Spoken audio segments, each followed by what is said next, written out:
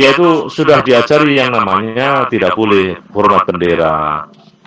Kemudian masang foto presiden itu nggak boleh, bid'ah. Karena presidennya, karena negara kita ini bukan negara yang Islam. Presidennya juga apa namanya, bukan kiai misalnya. Tapi nak dikai kiai, saya malah perlu nesu. Memang guyok memang. Ya, negara kita ini lucu.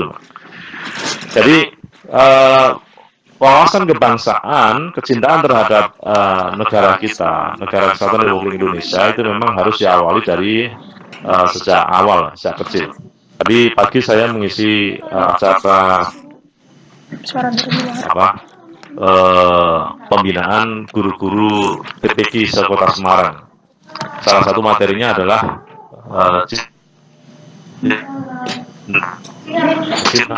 terhadap negara kita, cinta wawasan kebangsaan kepada anak didik. Nah, ini salah satu cara kita menanamkan rasa cinta sejak awal, sejak masih kita di bawah umur dewasa. Nah, saya ambilkan contoh pemahaman yang tidak moderat. Misalnya begini. Jadi orang-orang semacam Amrozi itu kan menganggap negara kita ini negara tauhid ya, karena tidak berasaskan Islam. Jadinya berasaskan Islam. Terus kemudian dia menganggap semua itu jadi musuh. Nah, padahal kita ini negara kita adalah negara Darussalam, bukan Darul Harb. Negara kita ini bukan negara perang ya. Kita ini negara-negara yang salam, negara damai. Tapi dia beranggapan bahwa negara ini perlu diperangi. Nah, bahkan pernah ada yang ngomong begini. Itu apa itu organisasi besar di Indonesia itu nggak berani perang. Wong ayat perang aja itu masih ada, nggak ada yang perang. Nah, ini kan lucu. Dia nggak paham bahwa eksistensi kita NU Muhammadiyah, ya, organisasi tua di negara kita ini, itu dulu zaman penjajahan ikut perang, banyak saudara-saudara kita yang mati gugur dengan status syahid.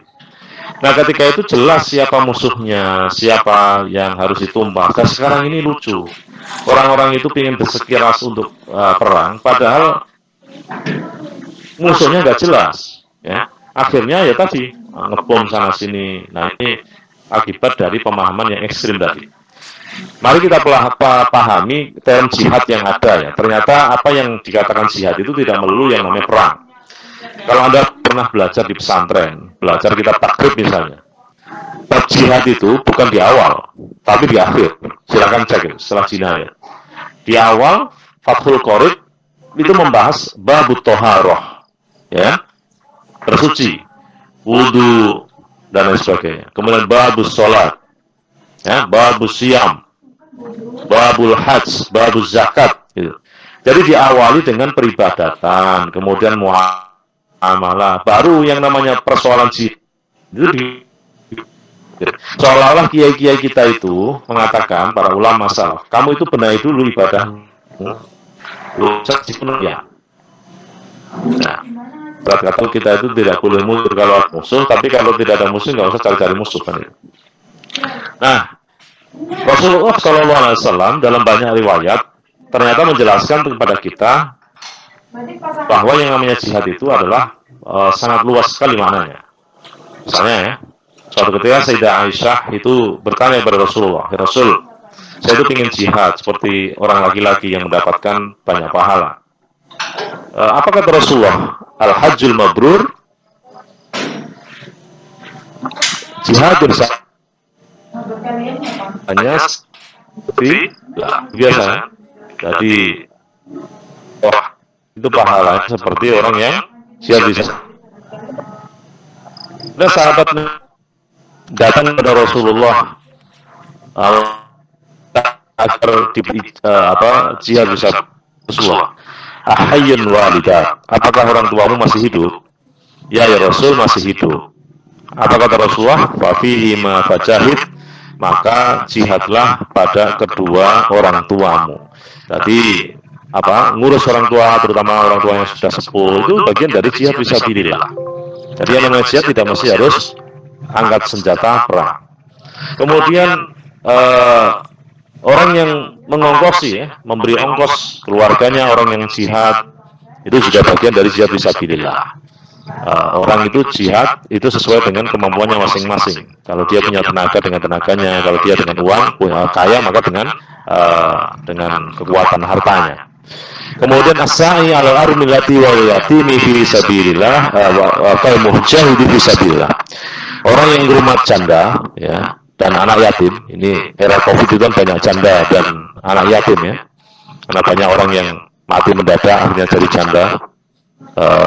Bahkan di era pandemi itu banyak sekali perempuan yang menggugat cerai suaminya ya, gara-gara ekonomi. Jadi sekarang ini janda semakin terdepan. Semakin banyak janda-janda yang hari hasil perceraian di pengadilan. Kata Rasulullah, ngurmati janda dan anak yatim itu seperti orang yang jihad fi sabilillah. Nah, terus ada lagi hadis menjelaskan tentang ini. Orang yang menuntut ilmu, ya, orang yang belajar menuntut ilmu, ya, ini juga bagian dari jihad fi sabilillah. Sehingga pemahaman semacam ini perlu kita kita ketok tularkan, kita sebarkan ke masyarakat bahwa yang namanya jihad itu tidak mesti berarti perang. Kemudian dalam rangka menjaga kerukunan, sebagaimana kami ada di FKUB, saya menjadi salah satu pengurus FKUB Kota Semarang, Forum Kerukunan Antarumat Beragama. Dalam menjaga kerukunan antarumat beragama, maka kita perlu toleransi. Jadi mari kita saling menghargai akidah orang lain, lakum dinukum waliyadin. Masing-masing kita itu memiliki agama dan masing-masing pemeluk agama akan mengatakan bahwa agama saya adalah agama yang paling benar. Jadi agama itu semua benar baik menurut pemeluknya. Setuju ya? Semua agama itu baik menurut apa? Pemeluknya masing-masing. Orang Islam, agama yang paling baik adalah agama Islam. Orang Kristen, agama yang paling baik adalah agama Kristen, dan begitu seterusnya. Nah, tugas kita adalah merawat Bhinneka Tunggal Ika ini, merawat keberagaman agama yang ada di negara kita ini, agar tetap bisa hidup bersandingan. Meskipun dakwah tetap jalan, ya. Dakwah harus tetap jalan. Tentu dengan dakwah bil hikmah wal mau'izatil hasanah, dengan mujadalah billati hiya ahsan, dengan adu argumentasi yang rasional dan yang terbaik. Kemudian dalam rangka menjaga moderasi beragama ini juga tidak sekedar hanya bersikap tadi moderat, tidak ekstrim dalam pemahaman, kemudian kita menjaga toleransi, tapi bisa dengan cara melakukan kegiatan-kegiatan sosial yang ada di masyarakat yang tanpa harus memandang latar belakang agama. Saya ambil contoh kasus atau pas ada musibah banjir ya. Ada musibah banjir, tanah longsor, banyak orang wafat di sana. Ini semua agama bergerak untuk membantu para korban. Atau mudahnya begini deh, Anda jalan-jalan, kemudian Anda ketemu sama orang yang sedang tertimpa musibah masuk sumur. Ada orang jalan ngelangak, sumurnya tidak ada tempatnya, tidak ada pengamannya, dia masuk sumur, cemplung gitu. Tolong Pak, tolong, saya kecemplung sumur. Kira-kira pertanyaannya, ketika Anda menolong orang tadi, apakah Anda harus tanya dulu, agamamu apa? Maaf Pak, saya agamanya Kristen, ya wis mati awal, Al-Fatihah. Gitu, kan enggak? Kan tentu kita tetap menolong. Nah, sama dalam rangka memupuk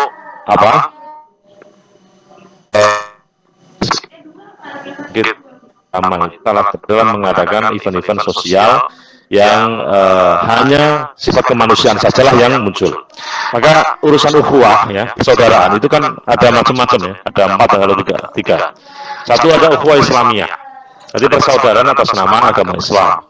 Jadi sesama umat Islam itu saudara kita. Kemudian ada lagi ukhuwah watoniyah, persaudaraan sesama antar umat beragama, antar warga negara. Jadi karena kita sama-sama warga negara Indonesia, maka kita ini menjadi saudara. Jadi persaudaraan kita atas dasar sama-sama warga negara Republik Indonesia. Ada ukhuwah basyariyah, yaitu persaudaraan atas nama manusia.